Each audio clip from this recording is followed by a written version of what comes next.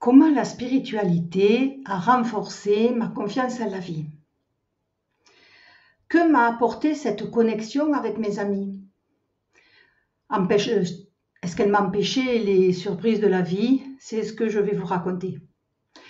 Bonjour, je m'appelle Catherine et je suis médium et psycho-énergéticienne et j'accompagne les personnes qui en font la demande à traverser les difficultés de l'existence. Pour cela, j'utilise cette approche particulière, à savoir communiquer avec les âmes des personnes si elles sont d'accord évidemment.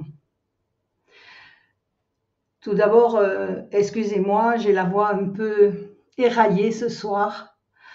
J'ai certainement dû trop parler. Alors, j'ai toujours eu confiance en moi, en ma capacité à faire face aux épreuves de la vie. Cela vient probablement de ma force d'âme et de mon tempérament. Pourtant, au fur et à mesure du temps qui passe, avec les épreuves accumulées, comme beaucoup d'entre nous, ma résistance fut mise à rude épreuve. Et elle continue de l'être. Arriva ce jour où la connexion avec mes amis se fut. Au début, je trouvais cela drôle car mes ressentis étaient exacerbés. Mais très vite, ce fut devenu un fardeau. Et j'ai décidé de m'en séparer, car il m'empêchait d'être moi, de par tous les conseils que je recevais. Et pour moi, la liberté n'est pas un vain mot. Donc, j'ai décidé de mettre de la distance afin de pouvoir rester libre de mes choix. Alors, que m'a appris la spiritualité, la connexion avec mes amis? Eh bien, tout d'abord, que la mort n'existait pas. Ensuite, elle m'a appris la notion de la réincarnation. Cela m'a beaucoup bousculé au début, puis cela m'a permis d'apprendre à observer, à comprendre, à apprendre tout ce qui se passait autour de moi. Ce que j'ai appris ensuite et qui m'a le plus marqué, c'est que tôt ou tard, tout se sait. J'ai toujours trouvé injuste qu'une personne qui faisait du mal à son prochain puisse tranquillement continuer sa vie alors que d'autres subissaient les affres de cette personne malfaisante. Cela m'a permis de développer une patience infinie, car je me répète, tôt ou tard, tout se sait. Soit la personne devra rendre des comptes, expliquer, demander pardon, soit elle viendra chercher la compréhension de ce qui s'est passé. Aussi, quand une personne est désagréable avec moi, je sais que tôt ou tard, elle va devoir, j'ai bien dit devoir, demander pardon, car elle aura compris son erreur. Alors évidemment, nous préférerions tous que cela se passe de notre vivant, mais il faut accepter que cela ne se passe pas toujours ainsi. Pour autant, ce n'est pas grave, car le moment du pardon viendra pour tous. J'ai aussi appris que les messages que je recevais m'obligeaient à aller chercher au fond de moi les ressources nécessaires pour faire face à la vie.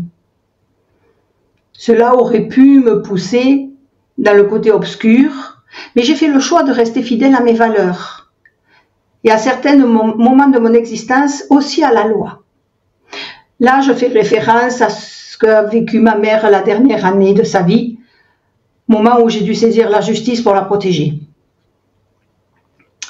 Je ne suis pas protégée plus que vous et la vie n'est pas plus simple pour moi que pour vous.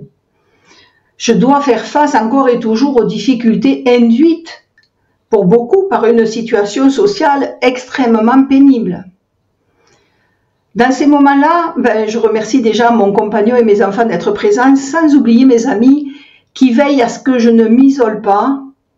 Mais je disais, je regarde les messages reçus et j'essaie de voir quelle information j'ai ratée ou ce que je n'ai pas bien compris. Je garde la foi, c'est un choix, car je sais que cela a un sens, même si je ne le comprends pas toujours. Évidemment, toutes les épreuves induites par les phénomènes sociaux ne sont pas de mon fait, et pourtant je dois y faire face. Alors comment je fais? Personnellement, je prie et cela m'aide beaucoup. Je fais le choix de ne pas céder à la dépression.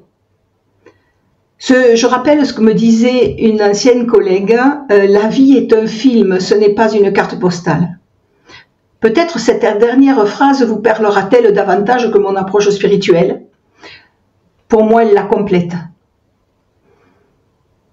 En résumé, aujourd'hui, je ne pourrais plus me passer de cette connexion, car elle m'est utile dans ma réflexion au quotidien et dans ma compréhension de ce que je vis. Si vous n'avez pas cette connexion, ce n'est pas grave, hein, c'est ce que vous avez dans le cœur, pas vos certitudes, mais vos compréhensions du moment qui sont prêtes à être remises en cause à travers le prisme de vos valeurs d'humanité. Tout à l'heure, quand j'ai dit « je fais le choix de ne pas tomber dans la dépression », je ne manque pas de respect aux personnes qui sont dans la dépression, car c'est une maladie grave qui induit un traitement, un suivi, et vraiment mes pensées vers ces personnes. Je veux dire par là, je fais le choix de mettre tout en place dans ma vie, dans mon quotidien, pour rester dans cette espérance, dans cette foi que la vie est un film et ce n'est pas une carte postale. Je vous dis à bientôt pour une prochaine vidéo.